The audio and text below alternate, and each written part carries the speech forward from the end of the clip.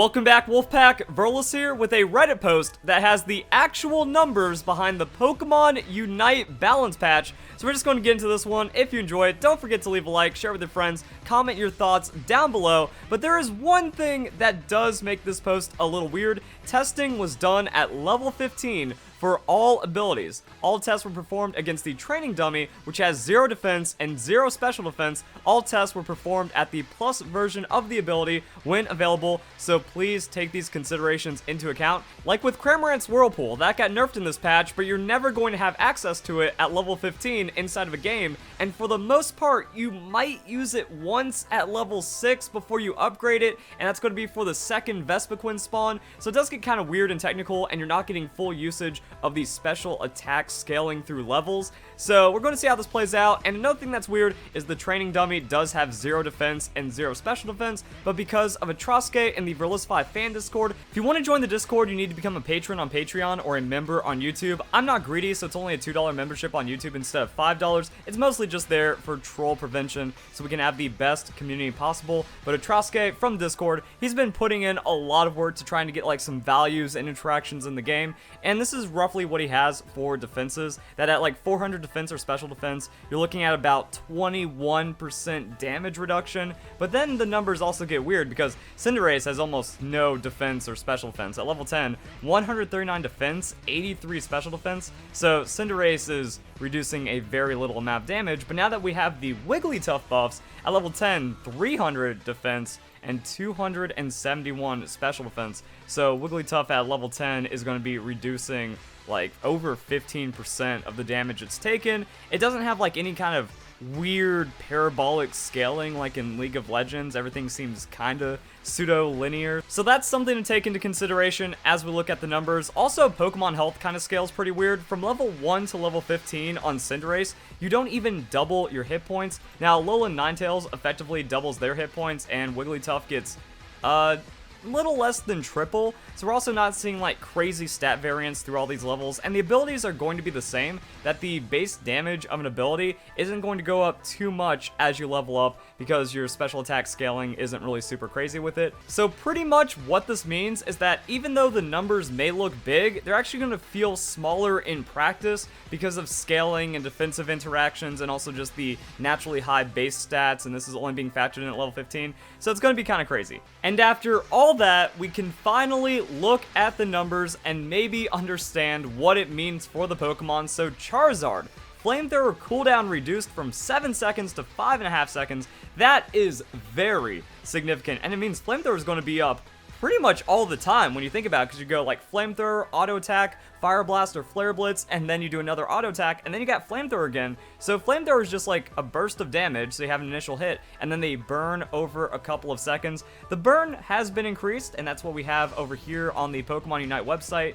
Cooldown reduced and the effects strengthened. So the burn effect has been strengthened, and it means pretty crazy overall DPS increase. But again, this is like off of weird scaling, and as stated, it's going to be the plus version every time. All tests were performed with the plus version, even though the plus version wasn't changed. So Charizard is going to feel this at all stages of the game when it has access to that Flamethrower.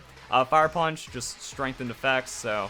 And then we have Fire Blast, which has a huge cooldown reduction, 11 seconds down to 8 seconds. Once again, this is going to get pretty crazy for the ability rotations. The effect strengthened. Since I don't see damage numbers here, it looks like the burn effect wasn't strengthened, but at least the slow was, so they're stuck in it longer, they're taking more damage, it's going to be up more, and then that stacking into Flamethrower can also maybe thread in extra auto attacks because you have more effects on them.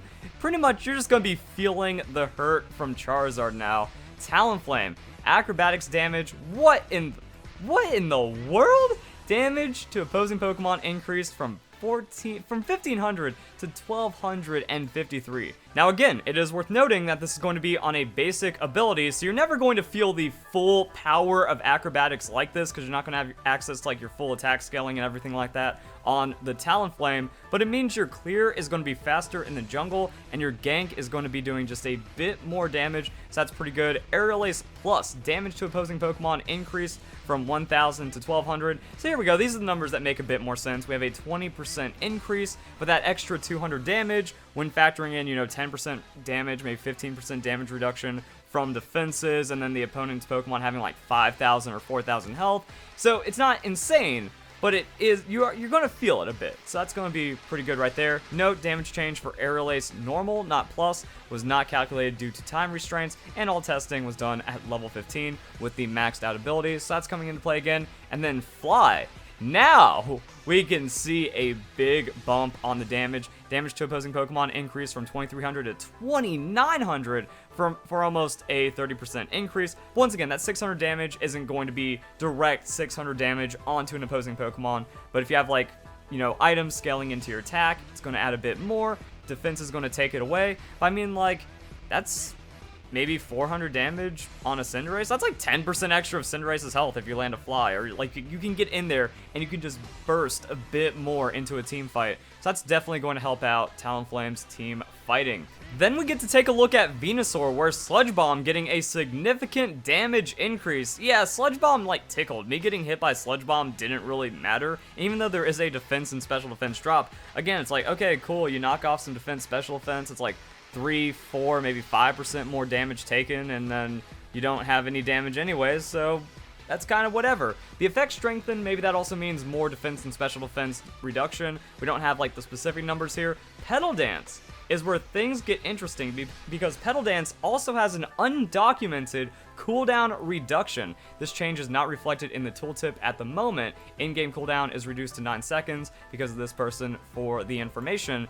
So Petal Dance getting the big cooldown reduction, even though Solar Beam just had a second knocked off, that's still not enough to save Solar Beam. And I'm guessing that extra second also goes into Solar Beam Plus, because Solar Beam Plus is going to have cooldown reduction. So yeah, it's like Sludge Bomb, Solar Beam. You feel it more, it's going to happen a little quicker, but that's not like the big change on Venusaur. Verdant Anger though, finally, it actually has a Unite move. 2,000 damage to 2,600, so you get to feel it. And then the Seed Hit, if it somehow tags you as well, that's going to be a lot more damage overall. 30% increase, that is significant. But I feel Petal Dance being the winner here on like 9 seconds. Like if you hit them with a Sludge Bomb, and now they're taking more damage because of defense and special defense reduction increase, and you can sit on them with a Petal Dance that's up sooner.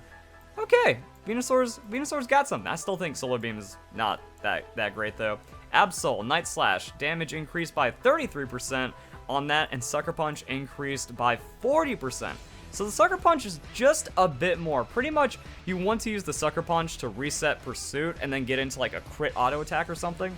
So it's not supposed to be like your huge damaging move, but now the damage is supposed to be more competitive with the Psycho Cut, open up to some more combos and stuff like that. So yeah, Absol's just going to be doing like 10% more of your health when it jumps in on you. Cool, right?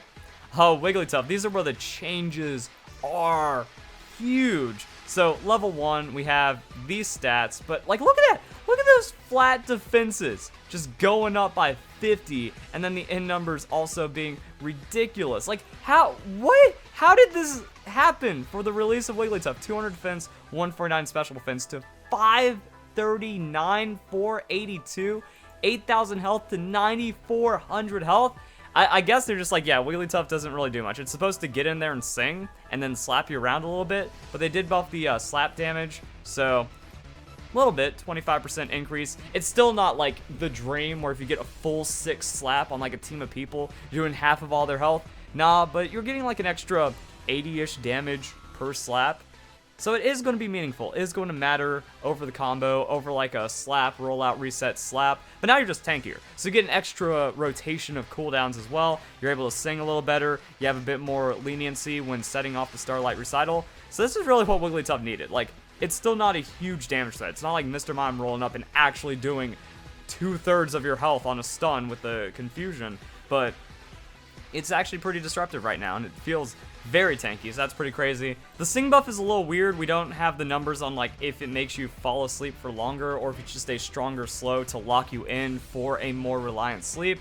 So we have that, but now we get into the Eldegoss, where we see some big nerfs coming in. Cotton Guard cooldown lengthened 7 seconds to 9 seconds. So yeah, it's not always up. It's not always spammable. And the healing done by this was reduced by 30%. So that's also pretty big. Like, Cotton Guard should be about the shield. It should be about predicting an engage and trying to negate burst damage. But the way that it currently is, like, okay, you can just kind of fall back out of a fight, Cotton Guard, get all your health back, and then come back in, and since it's on a short cooldown, it also makes it to where, like, the laning just has infinite sustain inside of it, instead of being, like, burst protection with a little bit of upside if the shield kind of comes through for a heal. So, less healing, longer cooldown, everything is just kind of crazy. So, total healing effectiveness accounting for cooldown and heal nerf is about 43% decrease. Good. Cotton Spore, cooldown reduced to 7.5 seconds. Possibly increased slow amount on the effects. Bonus defense received also going up by 20, so that's a little nice. Same thing for the special defense going up by 15. And then Cotton Cloud Crash, that's a huge reduction. Like, yeah, Cotton Cloud Crash was healing for 3,500 at level 15. And if there's like, I don't know, are they teching in Wise Glasses to make it even a crazier heal? So a flat 700 healing reduction on an AoE heal that just also like displaces and does all kind of other crazy things, good. That was definitely needed, especially because you already have like AoE healing and shielding and stuff. So now Eldegoss doesn't like just negate an entire engage or a team fight or something like that. It also, I think, is going to mix up the playstyle a bit, because Cotton Guard Leaf Tornado was pretty strong. Cotton Guard Pollen Puff also really strong. Now it's like if you go Cotton Spore, there's a lot more upside to the Cotton Spore, especially with that AoE knockup. But it also means like, okay, now you have to go into that Pollen Puff if you want to reserve a little bit of healing. And if you don't go that, if you go Cotton Spore into Leaf Tornado for just like pure utility, well, now your overall healing is going to be a lot worse because of the nerf on Cotton Cloud Crash. So yeah, there's actually going to be like a lot more playstyles and team compositions opened up with this. It's not just mindlessly mash all of your buttons on cooldown to get as much cleric ability as possible. So there's that. Cinderease. This is where the big boy stats come in. So attack reduced at level 1 even by 10%. That's monstrous. That's a huge cut right there. And then also 13% at level 15. It's not just flat auto attacks getting cut down by a pretty significant amount. Also when it comes to like critting and stuff. So critting for the double and a bit more because of Scopeland's damage. Like, yeah, crits are doing 100 damage less. Good. That means it's going to take an extra auto or two for Cinderease to destroy something. Means Zapdos also gets melted a little bit less. And yeah, we have that going on. Blaze Kick. Damage reduced by 200, so taking away like half of an auto attack or something. And then we have the feint duration, and this is probably the biggest one, to be honest, because you don't have 1.5 seconds of invulnerability. You lose a half second of just being able to do whatever you want.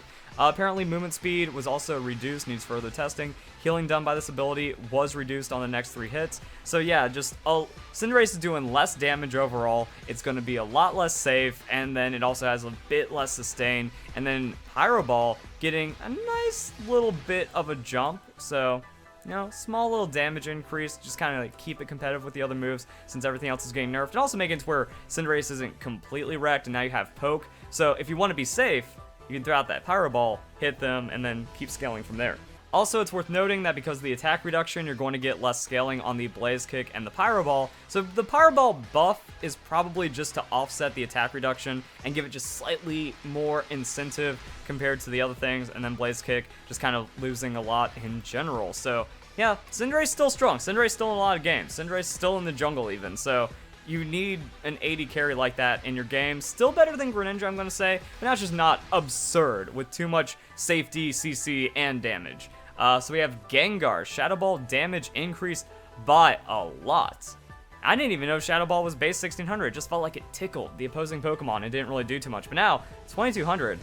Yeah, you land that, they are going to feel it. And they also get that special defense drop. Hex, significant damage reduction. But also remember, this is like going into the doubling and whatnot. So you got to spam Hex, like just non-stop Shadow Balls in an AoE. So you feel this decrease even more when the Hex is landed, knocking off a lot of damage. I think the iframes were huge. Gengar had way too little counterplay because it was invincible or untargetable or invulnerable, whatever it was, for way too long. So people are like, yo, just stun it. Just use full heal. It doesn't work that way. You full heal the Sludge Bomb, and then they just wait 7 seconds for the cooldown again, and then they Sludge Bomb you again. They can still nuke you. Oh, just stun it, bro. Well, you don't have enough time because it's doing too much damage. So you barely have any time to actually stun it, and also it's going to be untargetable for most of the time it's on you.